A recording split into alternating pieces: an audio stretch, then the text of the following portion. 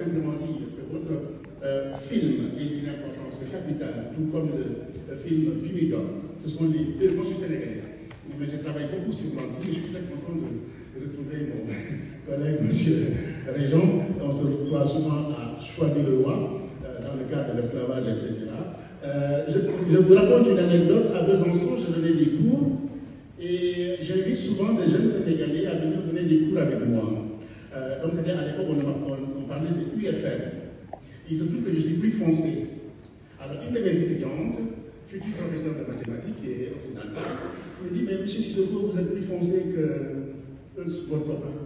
Alors, moi, j'ai appris à mes étudiants à penser autrement, ce qu'on appelle en esthétique l'instruction du légal. Ce sont des étudiants qui ont répondu pour lui dire, ok, il y a 90% de blancs ici. Regarde si on a la même coloration. C'est tout.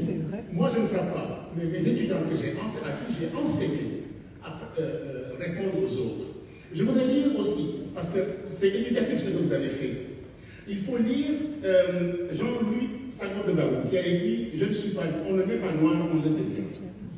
Il faut lire, comment il s'appelle encore, Kemlan, qui a écrit « Je suis noir, je n'aime pas le manioc ».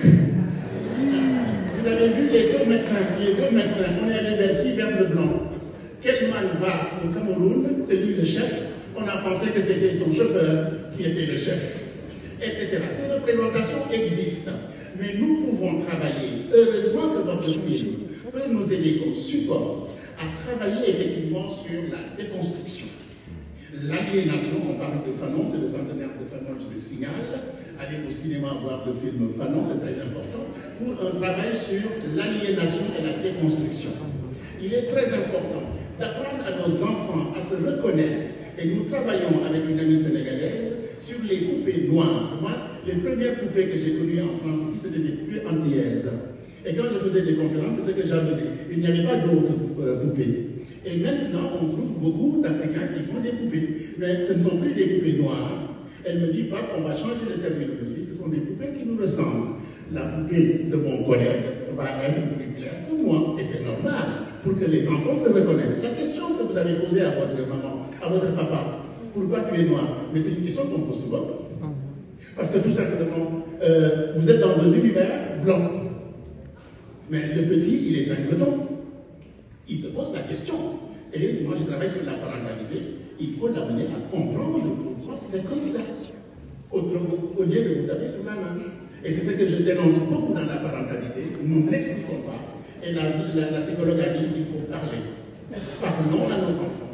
Apprenons-leur à être fiers de leurs cheveux.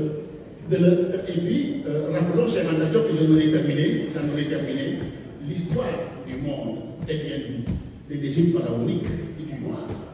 D'où la nécessité d'apprendre, de lire. Le savoir est dans la lecture.